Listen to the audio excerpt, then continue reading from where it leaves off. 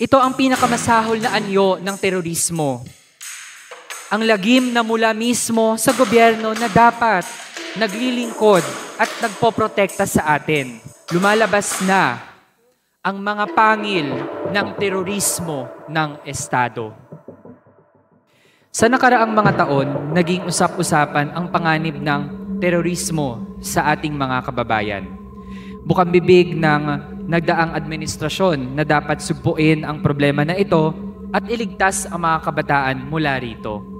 Naging tuntungan ito para sa paglunsad ng madudugong kampanyang kontra-insurhensya na pinangungunahan ng Notorious Task Force LCAC at para sa pagsasabatas ng terror law sa kabila ng malawak na pagtutol ng ordinaryong mamamayan sa gitna ng pandemya. Pero ang tanong, mas ligtas nga ba talaga ang mga kabataan ngayon dahil sa mga patakarang ito? Are we really safer? Kaugnay nito, Mr. Speaker, ibabahagi ko rito sa Kongreso ang isang nakababahalang ulat na natanggap ng aming opisina.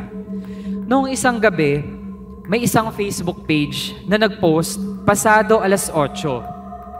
Ang sabi sa post, and I quote, "Awareness po sa lahat. May kidnap po ngayon sa harap ng Oriwad Lati. 2 dalagang babae. Please po, wag nang lumabas." End of quote. May isa pang post mula naman sa isang concerned citizen. Ang sabi sa kanyang post, and I quote, "Mga ka-Orayon, baka isa sa mga anak niyong dalaga yung kinidnap ngayon lang sa Barangay Lati, Orayon, Bataan, sa may Oriwad.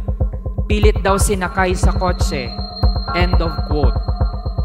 Nakarating ang post sa ating mga kababayan at sobrang naalarma sila. Napag-alaman na ang nawawala pala ay 2 kabataang kababaihan, sina Jed Tamano, 22 years old, at Jonila Castro, 21 years old. Nangyari ang pagdukot sa harap ng opisina ng Orayon Water District, Barangay Lati, Orayon, Bataan.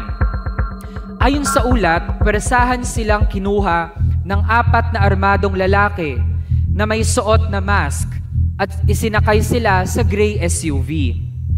Makakatulong sana sa pag-alam sa konkretong pangyayari ang CCTV camera ng Barangay Oriwad Lati.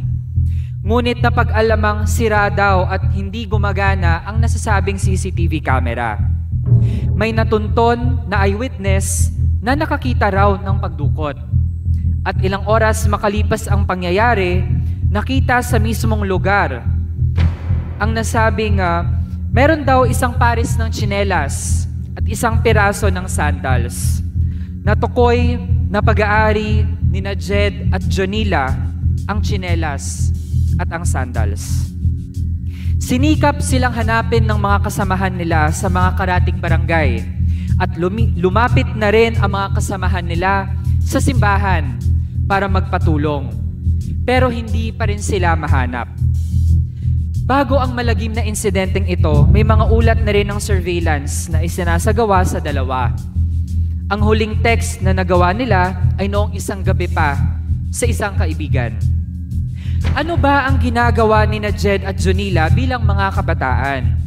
Mr. Speaker, si Jed ay program coordinator ng Church and Community Partnership Project na Turn the Tide, habang si Jonila ay community volunteer ng AKAP Manila Bay, isang advocacy network ng mga mangingisda kasama ang kabataan, taong simbahan at iba pang grupo na nais ipagtanggol ang mga komunidad na naapektuhan ng Manila Bay Reclamation.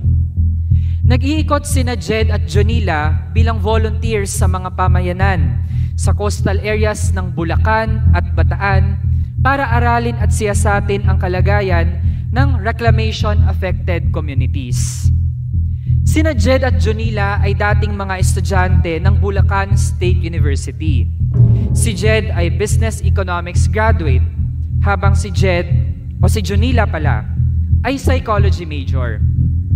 Sila ay mga huwarang scholar ng bayan na ginamit ang kanilang talino at talento para pagsilbihan ang mga maralitang komunidad. Pero ngayon, bigla na lang silang dinukot.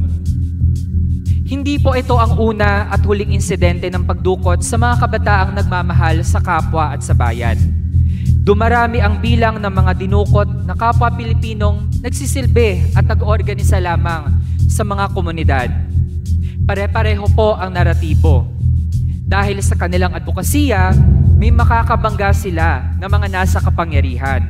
Tatakutin sila, mamanmanan, bubuntutan, pagbibintangan bilang terorista. Hanggang sa dudukutin bigla at maaaring hindi na muling ilitaw. Ang nasa likod nito, marami na ring mga lumalabas na mga witnesses o mga reports. Na ang nasa likod ay walang iba kundi mga pulis, militar at iba pang ahente ng Estado. Kapag lumagpas sa 72 hours o 3 araw na hindi napapalitaw ang mga dinukot at nawawala, tinuturing ng desaparecidos ang mga biktima.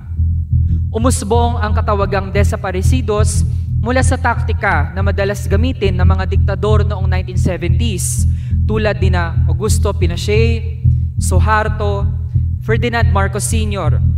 Sa ilalim ng kanilang mga rehimen, presahang dinukot at hindi na pinalitaw muli ang mga tinarget na kumukwestiyon sa kanilang mga mapaniil at pahirap na patakaran. Ngayon po, Mr. Speaker, nasa tunguhin ang pamilyang nasa Malacanang na linisin ang kanilang reputasyon. At habang ginagawa nila yan, nagaganap pa rin at nagpapatuloy pa nga sa ilalim ng Marcos Jr. Administration ang pinakamasahol at tiranikong mga hakbang tulad ng pagdukot at pagiging desaparecidos ng ating mga kababayan. Sa loob ng more than 1 year ng administrasyong ito, meron na pong hindi bababa sa 15 o 15 katao na kumpirmadong dinukot. Bahagi po nito ay 10 natatalang desaparecidos. Bago po natin pangalanan kung sino yung 10, 3 doon sa 15 fortunately ay nilitaw dahil sa pangangalampag ng mamamayan sa ating administrasyon. Yung 3 po ay sina Stephen Tauli sa Kalinga, ang magkasintahan na kapwa kabataan na sina Armand Dayoha at Dayan Gumanaw sa Cebu. Si Dayan Gumanaw pa nga ay nakasama natin bilang panauhin sa nakaraang SONA. Isa sila sa mga buhay na patunay ng realidad ng enforced disappearances at abduction sa ating bansa. Ngunit, as I said, meron pang mga hindi nalilitaw o hindi pa napapalitaw. Kasama rito ang mga dineklarang desaparecido na nasa ating screen. Sina Elgin Mongcal, 51 years old sa Tarlac. Maria Elena Pampoza, 52 years old sa Tarlac. Ariel Badiang, 64 years old sa Bukidnon. Renel de los Santos, 21 years old sa Negros Occidental. Donald Maylen, 19 years old, Negros Occidental. Lynn Grace Martolinas, 28 years old, Negros Occidental. Dexter Capuyan, 56 years old, Rizal. Jean Rose Bazu de Jesus, 27 years old, nawala din sa Rizal. Aurelie Havana, 23 years old, nawala sa Surigao del Norte. Jennifer Binungkasan, 19 years old, Surigao del Norte. At wala man sa pictures dahil sila, yung dalawang nabanggit natin, pinakahuling biktima ng abduction, sina Jed at Jonila ng Bataan.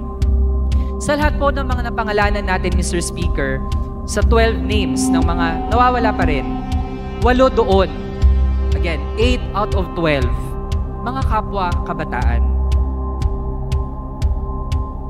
Liban sa mga dinukot at mga desaparecidos, nakakabahala rin po na ginagamit ang terror law para bansagan ang mga kapwa kabataan bilang terorista at gawin silang vulnerable sa iba pang forma ng mga paglabag sa kanilang karapatan bilang tao. Kamakailan lang, pinagbintangan ng 59th Infantry Battalion ng Philippine Army bilang terorista si John Peter Angelo Garcia o mas kilala sa palayaw na JPEG. Si JPEG ay mula sa UP Los Baños at siya ang kasalukuyang UP System Student Regent 3rd nominee. Dagdag pa, Tatlong leader kabataan sa Southern Tagalog ang sinampahan ng gawa-gawang complaint sa bisa ng terror law. Sina Jasmine Rubia, Kenneth Rementilla at Hailey Picayo. Tinuring sila ng militar bilang mga terorista dahil lamang sa pag-imbestiga nila sa extrajudicial killing ng AFP sa isang bata sa Batangas. Kaya, muli, Mr. Speaker, ang ating tanong, mas ligtas ba ang mga kabataan ngayon? Malinaw ang sagot, hindi po. Mga kapwa ko Pilipino, ito ang pinakamasahol na anyo ng terorismo. Ang lagim na mula mismo sa gobyerno na dapat naglilingkod at nagpoprotekta sa atin. Lumalabas na ang mga pangil ng terorismo ng Estado.